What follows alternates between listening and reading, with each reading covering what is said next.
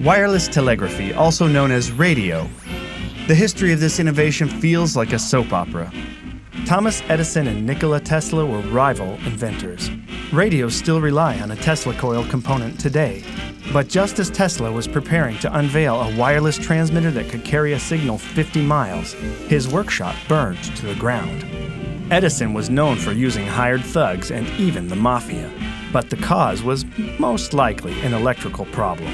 With Tesla's work literally up in smoke, Guglielmo Marconi swoops in and manages to send the first transatlantic signal. His patent is later denied because the design relied on Tesla's work. Then the ruling was overturned in favor of Marconi when Andrew Carnegie and, you guessed it, Thomas Edison stepped in with marketing and money. In 1943, much later on, Marconi's patent was reversed again and posthumously awarded to Tesla. Getting radio to work at all was an endeavor filled with drama, but the effects on communication, culture, and society were even more dramatic. In 1905, the Japanese Navy obliterated a Russian fleet at the Battle of Tsushima, in part because they had purchased radio equipment from Marconi.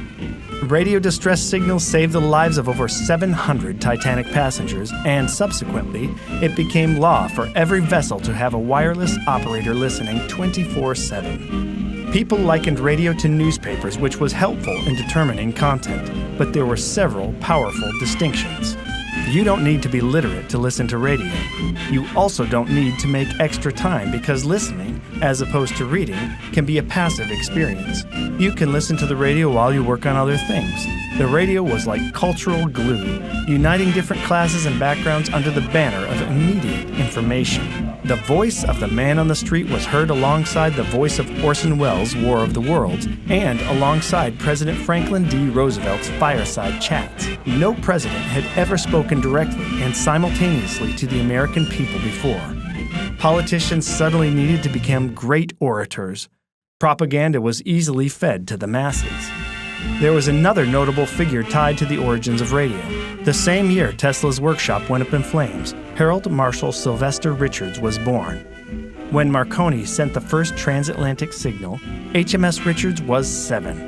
When his first live sermon was broadcast, Richards and radio were basically the same age. In 1929, HMS Richards' ministry took root in Los Angeles, California. After advertising one of the massive evangelistic crusades on the radio, the station offered him a daily spot for a family worship program. Richards was convinced evangelism must utilize the radio. But conference headquarters thought differently. Radio is so new it's never been done before, and besides, it's the devil's tool. After all, alcohol is advertised over the radio, and so are cigarettes. The devil's tool, that's what it is. While the conference remained unconvinced, Richards grew more obsessed. Finally, a friend confronted him. Harold, you still haven't done anything about radio. Do you believe in it?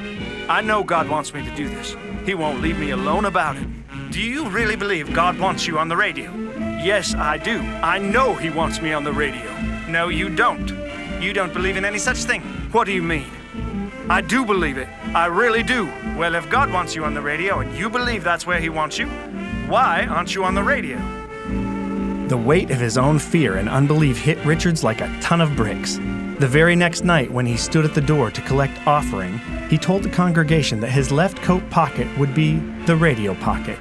If they believed in the ministry's potential, they could donate. In the middle of the Great Depression, HMS Richards' local congregation gave $220. That equates to over $3,000 in 2015. They gave it in cash, gold jewelry, and even teeth. Night after night, the money for airtime filled the radio pocket. While most radio preachers only preached, Richards worked with a producer and musicians to create a professional, polished program called The Tabernacle of the Air. Once-a-week broadcasts became daily broadcasts. Letters poured in with questions, prayer requests, and cash. Programming expanded. Lone Star 4, an all-male quartet, became a staple on the show. Evening meetings were recorded and sent out as far as the Atlantic coast, Alaska, New Zealand, and Australia. This went on for 7 years with no support from the conference. Finally, in 1937, the Union Conference decided to unite with ongoing ministry and actually convinced HMS Richards to move into radio full-time. From then on, the voice of prophecy was transmitted over the airwaves twice a week, coast to coast, by 89 different radio stations. After a renaming contest, the Lone Star 4 became the King's Heralds. Richards became a recognized radio authority. The Oregon Conference sent Julius L. Tucker to learn everything he could from Richards.